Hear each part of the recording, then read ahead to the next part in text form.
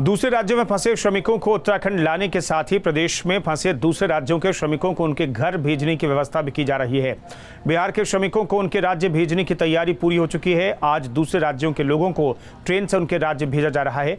थोड़ी देर में मणिपुर के लिए करीब 650 लोग ट्रेन से रवाना होंगे, जबकि दोपहर 1 बजे बिहार के अररिया और शाम 7 बजे खगड़िया के लिए ट्रेन रवाना होगी।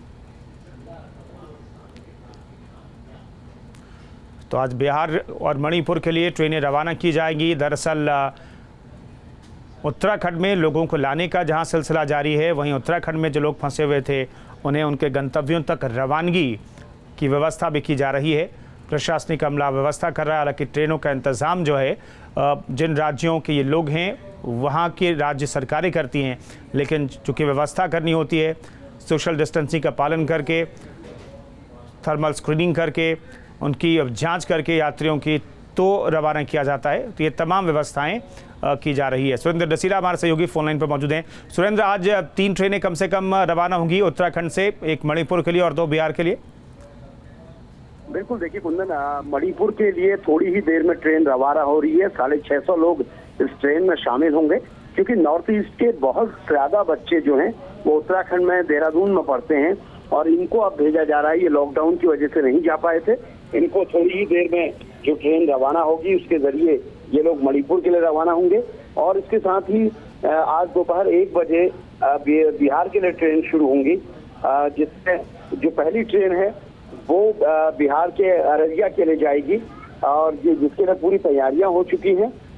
जो संबंधित अधिकारी हैं उनको इसके पहले से ही उनकी ड्यूटी लगाई गई है, उन्हें डिप्लॉय किया गया है अलग अलग जगह पे।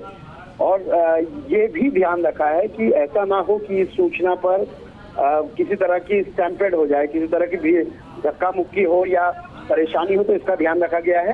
शाम 7 बजे कुंदन जो दूसरी ट्रेन चलेगी बिहार के लिए वो खगड़िया जाएगी और ये बिहार के पटना डिस्ट्रिक्ट के अंतर्गत बक्सर, दानापुर, इन दोनों जगह पे रुकेगी भी। वहां से भी कुछ और लोगों को लेके जाएगी और इसके अलावा ये बताया जाए वहां पर कुछ लोगों को रुकेगी। और इसके अलावा बेगूसराय के बरनी डिस्ट्रिक्ट में भी लोगों को रोका जाएगा। और कल भी बिहार के लिए कुंदन ट्रेन जानी है, जिसमें एक बेतिया के लिए ट्रेन जाएगी और दूसरी ट्रेन जाएगी किशनगंज के लिए। यानी बड़ी संख्या में जो उत्तराखंड में बिहार के लोग फंसे हुए थे उनको निकालने की प्रक्रिया शुरू हो चुकी है और आज 1 बजे से ये ट्रेनें रवाना होंगी। कुंदन, सुरेंद्र, कोरोना को लेकर के चिंता व्यक्त की जा रही है, क्योंकि बाहरी प्रदेश से जिस हिसाब से हम लोगों को लेकर के आ रहे हैं उत्तराखंड, प्रवासियों को लेकर के आ रहे हैं उत्तराखंड में, उस हिसाब से कोरोना के आंकड़े भी लगातार सामने आ रहे हैं। उत्तरकाशी में, चमोली की बात करें, देहरादून की बात करें, तो जो प्रवासियों की घर वापसी हुई है उनकी वजह से चिंता बढ़ रही है।